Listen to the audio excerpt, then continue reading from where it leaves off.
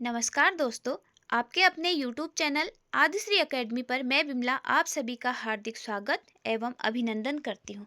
दोस्तों, हमारी व्याकरण की सीरीज शुरू हुई है। इससे पहले हमने वर्ण विचार पर एक सत्र पूरा कर लिया है। आज के सत्र में हम पढ़ेंगे संज्ञा, सर्वनाम और विशेषण। दोस्तों, मैं मानती हूँ कि यह संज्ञा, सर्वनाम, विशेषण आप बहुत पहले से जान चुके हैं, लेकिन व्याकरण को बहुत गहराई से और सरलता से समझने के लिए हमें व्याकरण की नींव से ही शुरुआत करनी बहुत आवश्यक है।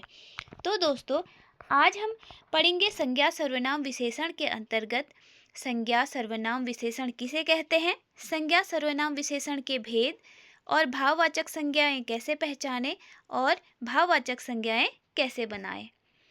सर्वप्रथम बात करते हैं संज्ञा कहते किसे हैं। किसी वस्तु, प्राणी, स्थान या भाव का जो बोध कराने वाले शब्द होते हैं, विकारी शब्द जो होते हैं, उन्हें क्या कहा जाता है? संज्ञा कहा जाता है।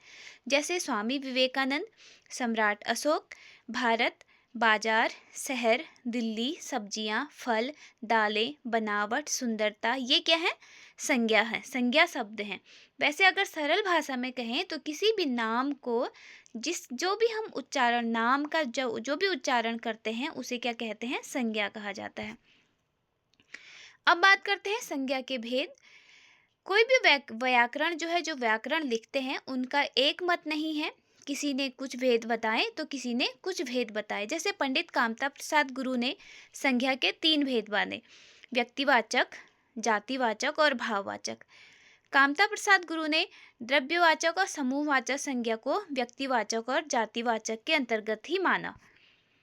डॉक्टर भोलानाथ तिवारी ने संज्ञा के 4 भेद माने। उन्होंने व्यक्तिवाचक संज्ञा, जातिवाचक संज्ञा, भाववाचक और क्रियार्थक संज्ञा कहा। क्रियार्थक संज्ञा में जैसे उनके अनुसार चलना, खाना, पीना, जैसे टहलना स्वास्थ्य के लिए उपयोगी है, ये सब चीज़ें किस में है? क्रियार्थक संज्ञा में माना। किसने? डॉक्टर भोलानाथ तिवारी ने। कुछ अन्य व्याकरण रहे हैं जिन्होंने संज्ञा को गणनी और अगणनी 2 वर्गों में विभक्त किया।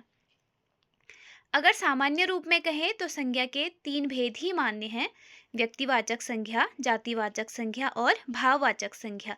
व्यक्तिवाचक संज्ञा किसे कहते हैं? व्यक्तिवाचक संज्ञा किसी एक व्यक्ति, स्थान या पदार्थ विशेष के बोधक शब्द को व्यक्तिवाचक संज्ञा कहा जाता है। किसे? किसी एक व्यक्ति या स्थान या पदार्थ के पदार्थ विशेष का जो बोध कराते हैं जो शब्द, उसे क्या कहा जाता है? व्यक्तिवाचक संज्ञा। जैसे सीता, गंगा, वाराणसी, अरावली आदि क्या है? व्यक्तिवाचक संज्ञा के उदाहरण है। व्यक्तिवाचक संज्ञा में कौन कौन शामिल है, ये जान लेना बहुत आवश्यक है। इसमें व्यक्तियों के नाम, नदी, समुद्र, पर्वत, जंगलों के नाम, देशों, महाद्वीपों, ग्रह, नक्षत्र और स्थानों के नाम, जानवरों के विशिष्ट नाम, जैसे चेतक, घोड़े का नाम था चेतक, तो क्या हो गया? ये भी व्यक्तिवाचक संज्ञा में आएगा। अगर जैसे घोड़ा कहेंगे तो वो जातिवाचक संज्ञा में आएगा, लेकिन अगर चेतक कहेंगे, किसी घोड़े का विशिष्ट नाम है, तो वो व्यक्तिवाचक संज्ञा में। दिनों के नाम, महीनों के नाम, ऋतु, ये सब किस में आएंगे? व्यक्तिवाचक में। त्योहारों के नाम, समाचार पत्र पत्रिकाओं के नाम और ऐतिहासिक युद्धों के नाम, ये सब ग्रंथों के नाम, सब्जियों, फलों तथा अन्य खाद्य जो भी सामग्री हैं, वो किस में आते हैं? तो व्यक्तिवाचक संज्ञा में आते हैं। अब बात करते हैं जातिवाचक संज्ञा के बारे में। किसी जाति का बोध कराने वाले शब्द, जैसे मनुष्य, नदी, पर्वत, हाथी, ये किस में आते हैं? जातिवाचक संज्ञा में आते हैं। जातिवाचक का यहाँ पे तात्पर्य किसी व्यक्ति विशेष की जाति से नहीं है। जाति मतलब एक प्रवृत्ति की, एक प्रकार की विशेषता रखने वाली जो जातियां हैं। जैसे मनुष्य हैं, मनुष्य सभी क्या हैं? 2 हाथ, 2 पैर, 2 आँख, 2 कान, ऐसे ये विशेषता क्या है? सभी मनुष्यों में एक जैसी है। नदी क्या है? नदी की विशेषता है, सारी नदियों की एक ही विशेषता है कि वो प्रवाहमान है। पर्वत क्या है? एक ही जैसे हैं। हाथी क्या है? सूंड है, 4 पैर हैं, लंबी पूंछ है, ये क्या है? हाथी की विशेषता है। तो ये क्या है? एक जाति होगी। जाति एक विशेषता के आधार पर उनको अलग करना, वो एक जाति है। यहाँ पे किसी मनुष्य की जाति पर बात नहीं हो रही है।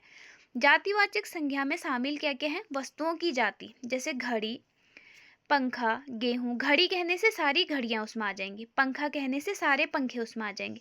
गेहूँ, एक दाना गेहूँ नहीं, सारे गेहूँ उसके अंतर्गत आ जाएंगे। पुस्तक, पर्वत, नदी, शहर, गांव, ये क्या है? जातिवाचक संज्ञा है। पद और व्यवसाय के नाम, ये भी जातिवाचक में आते हैं। आचार्य, जैसे जैसे आचार्य हो गए, गुरु हो गए, शिक्षक, व्याख्याता, वकील, डॉक्टर, इंजीनियर, मैनेजर, कृषक, श्रमिक, बढ़ई, लुहार, स्वर्णकार। ये पद या व्यवसायों का नाम किस में आता है? तो जातिवाचक में आता है। शारीरिक अंगों के नाम भी जातिवाचक में आते हैं। ऐसी क्या है, संबंधवाची शब्द भी कुछ क्या है जो जातिवाचक में आते हैं, जैसे माता पिता, भाई बहन, चाचा चाची, ये किस में आते हैं? जातिवाचक में आते हैं। स्थानों के नाम, जैसे विद्यालय, दफ्तर, संसद, कचहरी, विधानसभा, लोकसभा, जैसे स्थानों के नाम हमने वहां पे भी पढ़ा था, वैसे क्या है, स्थानों के नाम विद्यालय, दफ्तर, संसद, कचहरी, ये किस में आते हैं? तो जातिवाचक संज्ञा में आते हैं। मनुष्य की जाति, मनुष्य की जाति मतलब एक मनुष्य की जाति विशेष से यहाँ पे बात नहीं हो रही है। मनुष्य की जाति अर्थात लड़का, तो पूरी लड़का जाति उसमें आ जाएगी। लड़कियां, तो पूरी लड़कियां उसके अंतर्गत।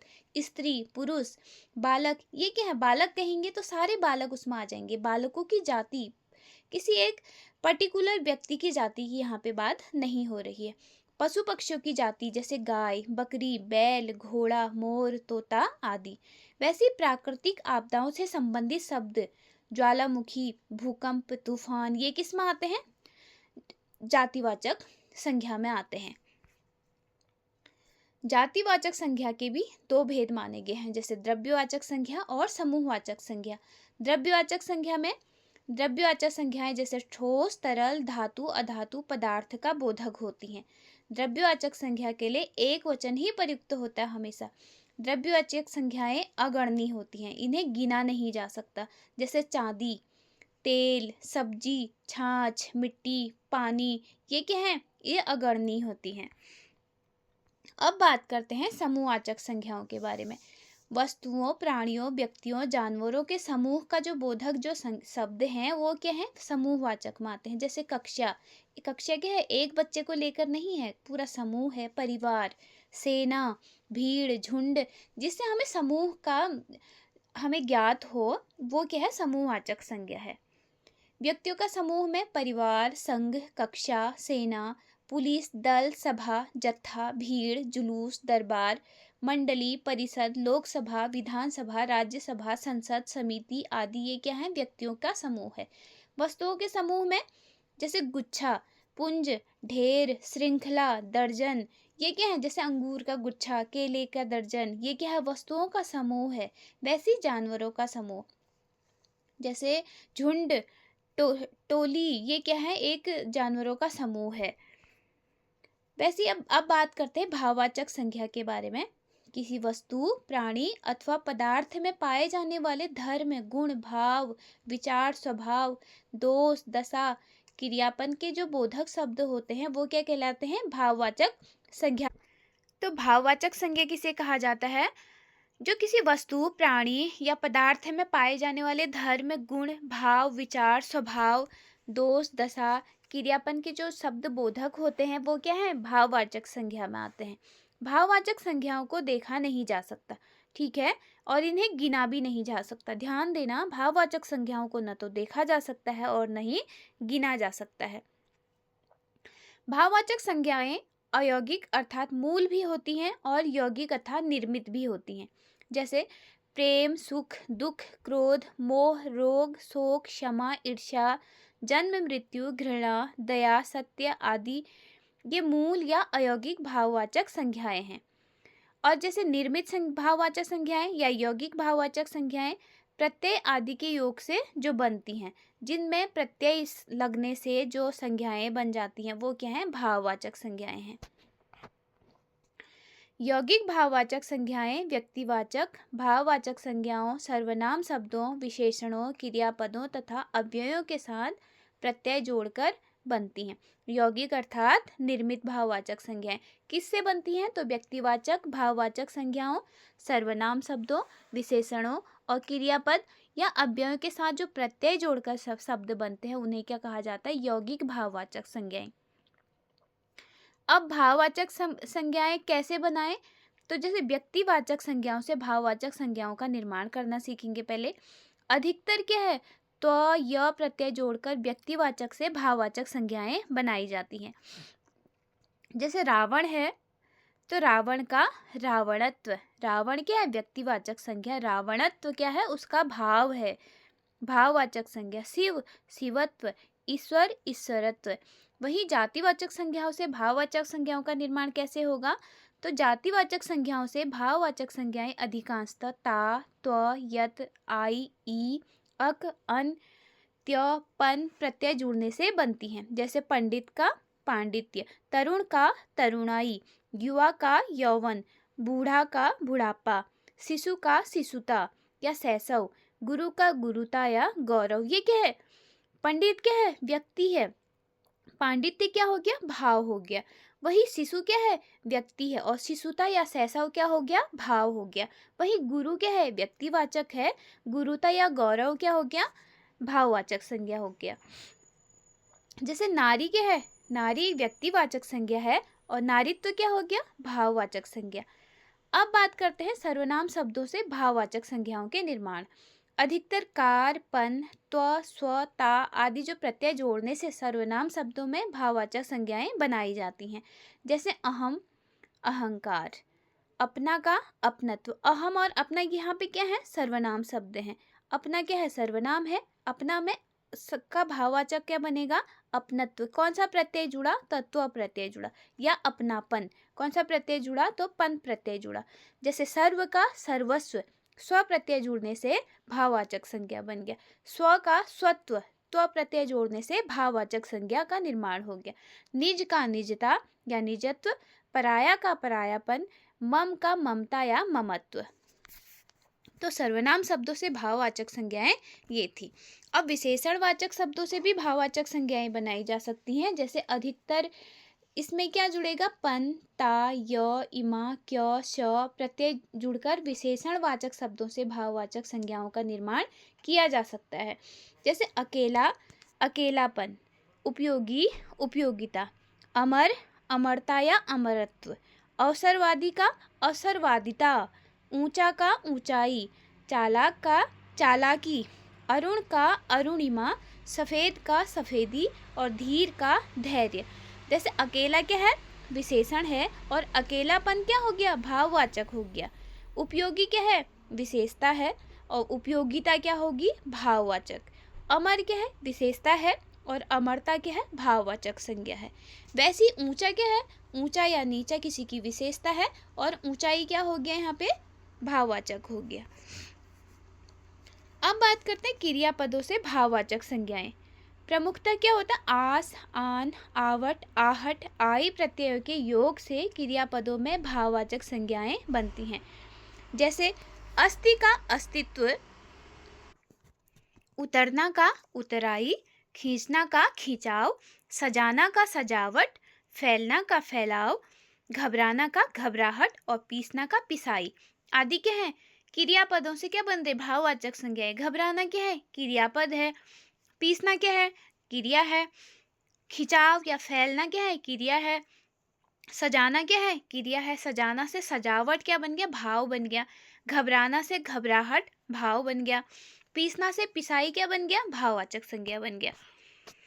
अब अविकारी शब्दों से भाववाचक संज्ञाएं कैसे बनती हैं? तो ई, ता, आई, इक, य आदि प्रत्यय जोड़कर अविकारी शब्दों से भाववाचक संज्ञाएं बनती हैं। जैसे तेज से तेजी, शीघ्र से शीघ्रता, दूर से दूरी, समीप से सामीप्य या समीपता, हाहा से हाहाकार, ऊपर से ऊपरी, मना से मनाही, देर से देरी, जल्दी से जल्दबाजी। तो दोस्तों अविकारी शब्द क्या है? जो परिवर्तित नहीं होते हैं। जैसे तेज, शीघ्र, दूर, सामीप्य ये शब्द अविकारी हैं जो परिवर्तित नहीं होते हैं। इनका भाववाचक संज्ञा बनाने से तेज का तेजी बन जाता है, शीघ्र का शीघ्रता और दूर का दूरी। अब बात करते हैं कुछ महत्वपूर्ण तथ्यों के बारे में। भाववाचक संज्ञाएं हमेशा क्या होती हैं? एक वचन में ही प्रयोग होती हैं। ठीक है। किंतु जब भाववाचक संज्ञा शब्द बहुवचन में प्रयुक्त होती हैं तो वे जातिवाचक संज्ञा कहलाती हैं। ध्यान देने की बात है दोस्तों, भाववाचक संज्ञा हमेशा एक वचन में ही प्रयोग की जाती है, लेकिन जब भाववाचक संज्ञाएं शब्द बहुवचन में प्रयोग होती हैं तो वे भाववाचक संज्ञा न रहकर क्या हो जाती है, जातिवाचक संज्ञाएं कहलाती हैं। जैसे बुराई, बुराई क्या है, भाव है, और बुराइयां क्या हो गया, जातिवाचक संज्ञा। दूरी एक भाव है, दूरियां क्या हो गया, जातिवाचक। ऊंचाई, ऊंचाइयां। प्रार्थना, प्रार्थनाएं। अब बात करते हैं दोस्तों, हमने पढ़ा संज्ञा, इसके बाद हम पढ़ेंगे सर्वनाम। क्या है सर्वनाम? तो समस्त संज्ञा शब्दों के स्थान पर जो सामान्य शब्द प्रयोग किया जाता है उसे ही सर्वनाम कहा जाता है। हिंदी में मूल सर्वनाम 11 हैं। कौन कौन से हैं ये 11 सर्वनाम? मैं, तू, आप, यह, वह, जो, सो, कोई, कुछ, कौन, क्या। तो हिंदी में मूल सर्वनाम कितने हैं? तो 11 हैं। अब सर्वनाम के भेद के बारे में बात करते हैं। तो वाक्य में प्रयोग के आधार पर सर्वनाम के 6 भेद किए गए हैं। पुरुषवाचक सर्वनाम, निश्चयवाचक सर्वनाम, अनिश्चयवाचक सर्वनाम, निजवाचक सर्वनाम और प्रश्नवाचक सर्वनाम। बात करते हैं पुरुषवाचक सर्वनाम के बारे में। किसी भी स्त्री या पुरुष के नाम के स्थान पर जो प्रयुक्त होते हैं वे सर्वनाम पुरुषवाचक सर्वनाम कहलाते हैं। जैसे इसके क्या है, पुरुषवाचक सर्वनाम के कितने भेद हैं? तो 3 भेद हैं। उत्तम पुरुष, वक्ता, मैं, मेरा, हम, हमारा। कौन आता है उत्तम पुरुष में? जो बोल रहा है। मैं, जैसे मैं बोल रही हूँ तो मैं उत्तम पुरुष में हूँ, मैं, मेरा, हम, हमारा। मध्यम पुरुष, श्रोता, जैसे आप सुन रहे हैं, तुम्हारा, आप या तू, ये क्या है, मध्यम पुरुष में है। अन्य पुरुष में वक्ता और श्रोता के अतिरिक्त सृष्टि के संपूर्ण व्यक्ति, वस्तु, पदार्थ ये किस में आते हैं? अन्य पुरुष में। जैसे अगर हम किसी के लिए वे, उनका, वह बोलें तो वो क्या, अन्य पुरुष में आते हैं। अब बात करते हैं निश्चयवाचक सर्वनाम में। दूर या पास के किसी वस्तु का निश्चयात्मक बोध कराने वाले सर्वनाम निश्चयात्मक सर्वनाम कहलाते हैं। जैसे यह मेरी पुस्तक है, इसमें क्या है, निश्चयात्मक सर्वनाम है, क्योंकि यह मेरी पुस्तक है, निश्चय पूर्ण है कि यह मेरी ही पुस्तक है।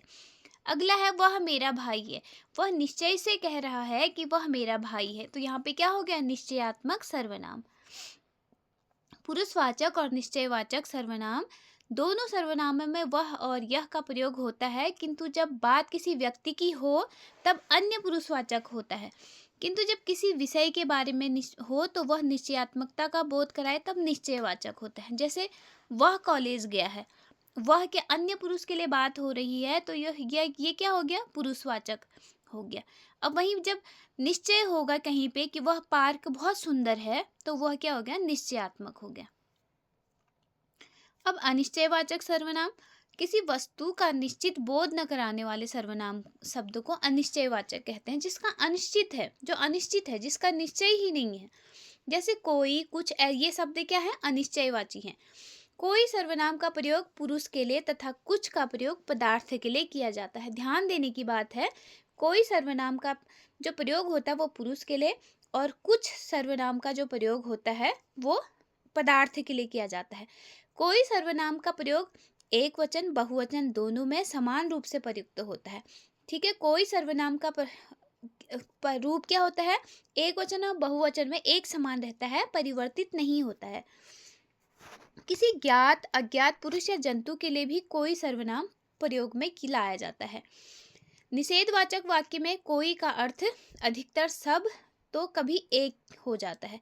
ठीक है, जहाँ पे निषेधवाचक वाक्य है वहाँ पे कोई का क्या अर्थ होता है, या तो सब होगा या फिर एक के लिए हो जाएगा। जैसे यह काम हर कोई नहीं कर सकता, यह काम हर कोई नहीं कर सकता, नहीं कर सकता क्या है, निषेधवाचक वाक्य है, और हर कोई यहाँ पे सब के लिए उपयोग हो रहा है। वैसे इस जगत में हरिश्चंद्र से बड़ा कोई सत्यवादी नहीं, नहीं क्या है, सत्यवादी नहीं क्या है, निषेधवाचक वाक्य है। तो इस जगत में हरिश्चंद्र से बड़ा कोई एक के लिए हो रहा है, तो ये इसमें क्या होता है कि कभी ये कोई का उपयोग कभी सब के लिए तो कभी एक के लिए, केवल निषेधवाचक में। ठीक है, कुछ अनिश्चयवाचक सर्वनाम का प्रयोग छोटे छोटे जंतुओं और निर्जीव संज्ञाओं के स्थान पर या अज्ञात धर्म या पदार्थ के बोधक के रूप में होता है। जैसे कुछ फल काट कर खिला दो, घी में कुछ मिलावट है, आप मुझे कुछ बताइए। ये क्या है? अनिश्चयवाचक सर्वनाम है जो छोटे छोटे जंतु या निर्जीव संज्ञाओं के स्थान पर होते हैं। ठीक है, जिनका धर्म या पदार्थ जिनका धर्म क्या है, अज्ञात है। अब बात करते हैं निजवाचक सर्वनाम। स्वयं के लिए प्रयुक्त सर्वनाम निजवाचक कहलाते हैं, जैसे आप, अपने आप, स्वयं, खुद, निज, स्वतः। विद्वानों के समक्ष हमारा मस्तक अपने आप झुक जाता है। अपने आप मतलब स्वयं के लिए हो रहा है, तो ये अपने आप क्या है, यहाँ पे निजवाचक सर्वनाम है। वहीं वह स्वयं कर लेगा, बात दूसरे की हो रही है, लेकिन यहाँ पे क्या है, स्वयं वह खुद कर लेगा, तो ये क्या है, निजवाचक है। मैं स्वतः ही वहां चला जाऊंगा, ये क्या है, निजवाचक सर्वनाम है। अब प्रश्नवाचक सर्वनाम के बारे में बात करते हैं। किसी व्यक्ति, वस्तु, घटना या व्यापार के विषय में प्रश्न का बोध कराने वाले सर्वनाम शब्द प्रश्नवाचक सर्वनाम कहलाते हैं। जैसे किसी वस्तु, व्यक्ति, घटना या व्यापार के विषय में क्या है, प्रश्न का बोध कराने वाले जो शब्द होते हैं उनको ही प्रश्नवाचक सर्वनाम कहा जाता है। जैसे इसमें क्या है, कौन, क्या, किसने, किसके लिए, किससे, किसका, किसमें, कब आदि शब्द आते हैं। प्राणीवाचक संज्ञाओं के लिए कौन, किसे, किसने शब्दों का, अप्राणीवाचक संज्ञाओं के लिए क्या शब्द का प्रयोग होता है। ध्यान दें, प्राणीवाचक संज्ञाओं के लिए कौन, किसे, किसने शब्दों का, और अप्राणीवाचक संज्ञाओं के लिए क्या यूज होता है, क्या शब्द का प्रयोग होता है। जैसे कौन आया, अब सामान लाने के लिए किसे भेजूं, भोजन में क्या लेंगे। जैसे भोजन क्या अप्राणीवाचक है, तो क्या लेंगे। वहां क्या पड़ा है, अप्राणीवाचक है, तो वहां क्या पड़ा है। अब बात करते हैं संबंधवाचक सर्वनाम के बारे में। दो वस्तुओं और व्यक्तियों के बीच पारस्परिक संबंध का बोध कराने वाले शब्द संबंधवाचक सर्वनाम कहलाते हैं। जैसे नाम से ही पता है कि संबंधवाचक, तो दो वस्तु और व्यक्तियों के बीच का जो संबंध का बोध कराए वो क्या है, संबंधवाचक। जैसे जब, कब, तब, अब, जैसी वैसी, जो सो, जितना उतना, जिसकी उसकी, यद्यपि तथापि आदि शब्द क्या है, संबंधवाचक सर्वनाम है। जैसे उदाहरण के लिए, जैसा करोगे वैसा भरोगे, जो बोओगे सो काटोगे, यह वही पुस्तक है जिसकी तुम्हें तलाश थी। अब बात करते हैं दोस्तों विशेषण के बारे में। संज्ञा अथवा सर्वनाम की विशेषता बताने वाले विकारी शब्द क्या कहलाते हैं, विशेषण कहलाते हैं। जो विशेषता जिसकी विशेषता बताई जाए उसे क्या कहा जाता है, विशेषण। और जिसकी जो विशेषता बताए उसे तो विशेषण कहा जाता है, और जिसकी विशेषता बताई जा रही है उसे विशेष्य कहा जाता है। जैसे उदाहरण के लिए दोस्तों, अच्छा लड़का, अच्छा क्या है, विशेषता बताई जा रही है। किसकी बताई जा रही है, तो लड़के की विशेषता बताई जा रही है। जिसकी विशेषता बताई जा रही है उसे तो विशेष्य कहेंगे, लेकिन जो विशेषता है, जो उस लड़के की विशेषता है उसे क्या कहेंगे, विशेषण कहेंगे। जैसे लड़के की विशेषता क्या है, अच्छा, तो यहाँ पे अच्छा क्या हो गया, विशेषण हो गया। अच्छा कौन है, किसके बारे में बात हो रही है, तो लड़का, लड़का क्या हो गया, विशेष्य हो गया। ऐसी क्या है, पढ़ाकू लड़की, लड़की क्या है, पढ़ाकू है, लड़की की विशेषता क्या है, पढ़ाकू, पढ़ाकू शब्द हो गया विशेषण। और पढ़ाकू कौन है, किसकी विशेषता बता रहा, पढ़ाकू है करके, तो लड़की की, लड़की क्या हो गया, विशेष्य हो गया।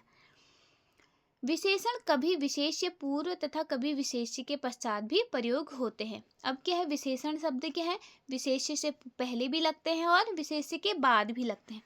विशेष्य से पहले आने वाले विशेषणों को उद्देश्य विशेषण या विशेष्य विशेषण कहा जाता है। ध्यान दें दोस्तों, जो विशेषण विशेष्य से पहले आते हैं उन्हें उद्देश्य विशेषण या विशेष्य विशेषण कहा जाता है। जैसे मीठे फल, कीमती सामान।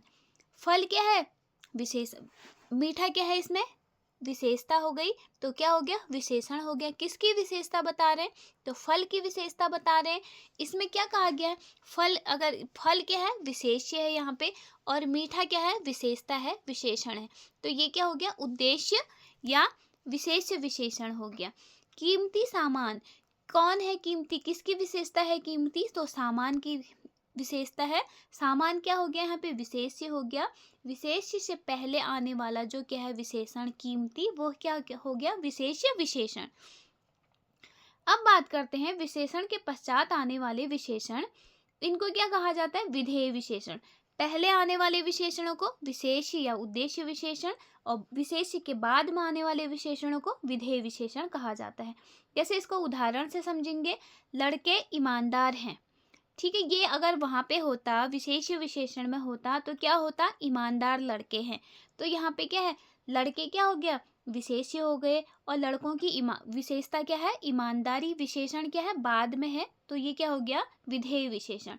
अगला क्या है? लड़की हंसमुख है। हंसमुख कौन है? लड़की। किसकी विशेषता है? लड़की की विशेषता है हंसमुख। तो यहाँ विशेष के बाद जो विशेषण आ रहा है वो क्या हो गया? विधेय विशेषण। अब विशेषण के भेद के बारे में बात करते हैं। शब्द प्रकृति के आधार पर विशेषण के 4 भेद किए गए हैं। पहला गुणवाचक विशेषण, दूसरा संख्यावाचक विशेषण, तीसरा परिमाणवाचक विशेषण और चौथा सार्वनामिक विशेषण।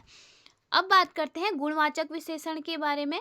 गुण, दोष, आकार, प्रकार, रंग, रूप, अवस्था, स्थिति, देश, काल, स्वाद, गंध, काल, स्थान, दिशा, स्पर्श के बोधक जो शब्द है वो गुणवाचक विशेषण कहलाते हैं।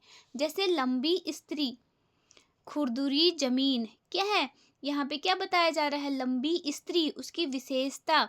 खुरदुरी जमीन, यहाँ पे उस जमीन की विशेषता बताई जा रही है। गुण, गुण क्या है जमीन का? खुरदुरापन है।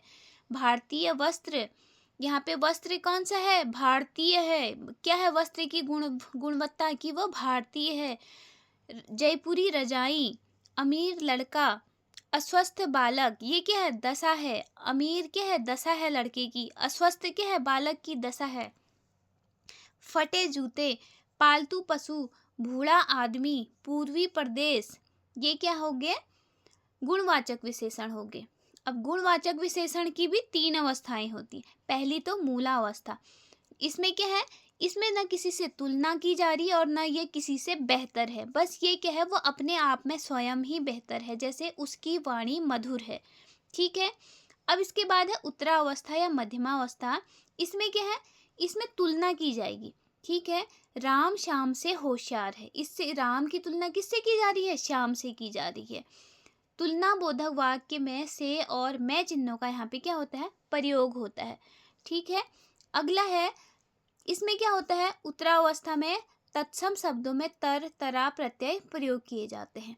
जैसे सुंदरतर, उच्चतर आदि ऐसी शब्द के हैं ये तर, तरा ऐसे प्रत्यय होते हैं उपयोग गुणवाचक उत्तरावस्था में। अब बात करते हैं उत्तमावस्था। उत्तमावस्था में यहाँ पे ना कहीं पे तुलना हो रही है। वो क्या है? वो सबसे श्रेष्ठ है। उसकी कोई पे तुलना नहीं है, उसकी कहीं बराबरी ही नहीं है। ठीक है। श्रेष्ठता बोधक अवस्था इसे कहा जाता है। इसमें तम, तमा प्रत्यय प्रयोग किए जाते हैं। जैसे सुंदरतम, उच्चतम आदि। अब बात करते हैं संख्यावाचक विशेषण के बारे में। अब किसी प्राणी वस्तु की संख्या के बोधक शब्द जो होते हैं वो क्या है? संख्यावाचक विशेषण है।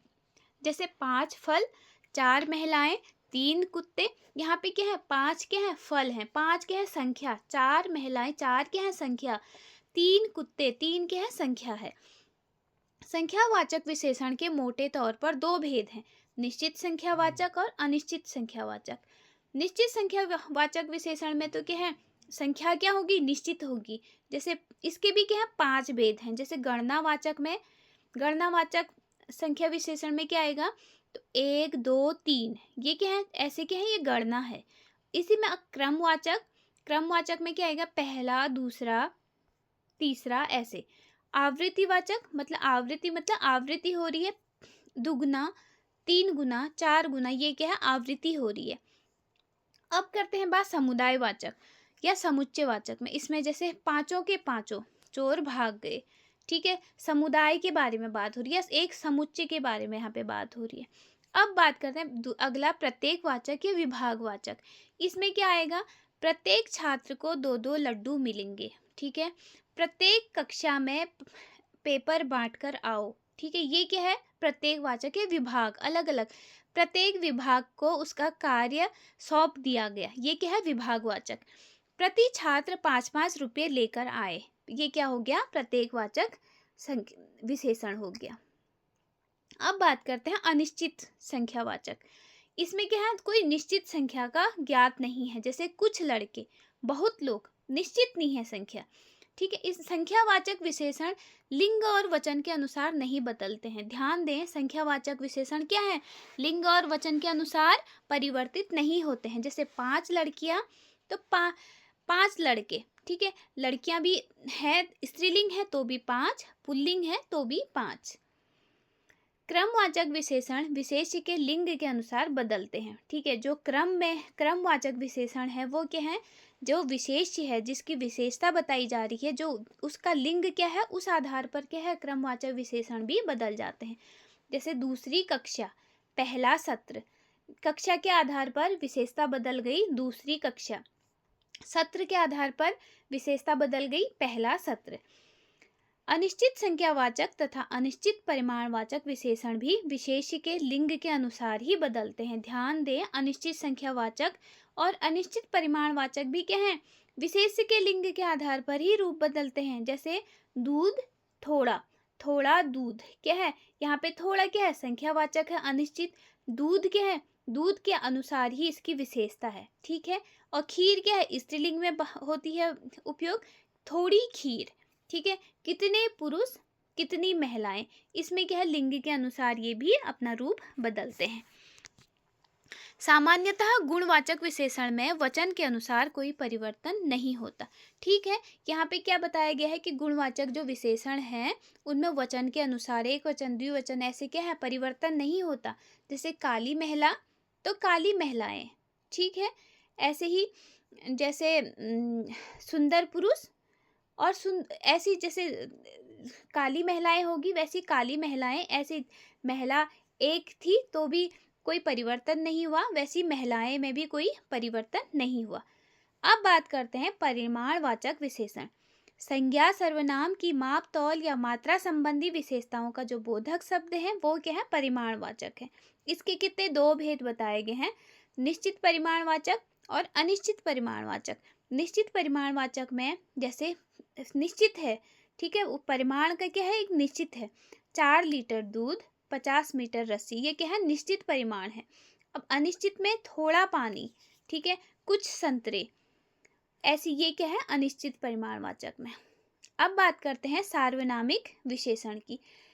सर्वनाम संज्ञा शब्द संज्ञा के साथ वाक्य में प्रयुक्त होने पर सार्वनामिक विशेषण कहलाते हैं। तो सार्वनामिक विशेषण कौन से हैं, जो सर्वनाम शब्द संज्ञा के साथ जब वाक्य में प्रयोग किए जाते हैं तो वही क्या कहलाते हैं, सार्वनामिक विशेषण कहलाते हैं। ठीक है, इनमें संकेतवाचक तथा निर्देशवाचक विशेषण, इन्हें क्या कहा जाता है, संकेतवाचक या निर्देशवाचक विशेषण कहा जाता है, भी कहा जाता है। जैसे वह लड़का जयपुर में पढ़ता है, यहाँ पे लड़का तो संज्ञा हो गया, वह क्या है, सर्वनाम हो गया। अब ये क्या है, वह यहाँ पे क्या है, सार्वनामिक विशेषण है। ठीक है, ये क्या है, संज्ञा के साथ, यह सर्वनाम संज्ञा के साथ प्रयोग हो रहा है तो ये क्या हो गया, सार्वनामिक विशेषण हो गया।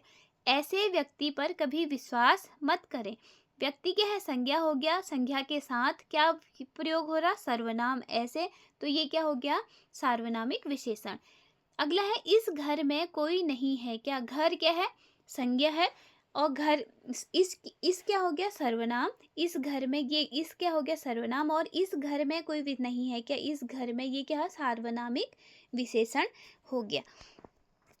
तो दोस्तों ये रहा आज का सत्र। जितना हमने आज पढ़ा उस पर आधारित मैं कुछ प्रश्न आपसे पूछूंगी, आप इनके उत्तर कमेंट बॉक्स में अवश्य दें। पहला प्रश्न है, ग्रह नक्षत्र और समाचार पत्र में कौन सी संज्ञा है। तो एक बार और सुने, ग्रह नक्षत्र और समाचार पत्र में कौन सी संज्ञा है। अगला प्रश्न है, डॉक्टर, कृषक और माता पिता में कौन सी संज्ञा है। दोबारा सुने, डॉक्टर, कृषक और माता पिता में कौन सी संज्ञा है। तीसरा प्रश्न है, विशेष्य के पश्चात आने वाले विशेषण कौन से विशेषण हैं। विशेष्य के पश्चात आने वाला विशेषण कौन सा विशेषण है। चौथा प्रश्न है, बूढ़ा आदमी में कौन सा विशेषण है। दोबारा सुने, बूढ़ा आदमी में कौन सा विशेषण है। पांचवा प्रश्न है, परिमाणवाचक विशेषण के कितने भेद होते हैं। दोबारा सुने, परिमाणवाचक विशेषण में विशेषण के कितने भेद होते हैं। तो दोस्तों, ये रहा हमारा आज का सत्र। मैं आशा करती हूँ कि यह सत्र आपके लिए उपयोगी सिद्ध होगा। यदि आपके लिए यह सत्र उपयोगी रहा तो चैनल को सब्सक्राइब करें, लाइक करें, शेयर करें। मिलते हैं अगले सत्र में। तब तक के लिए स्वस्थ रहें, मस्त रहें, अपना ख्याल रखें।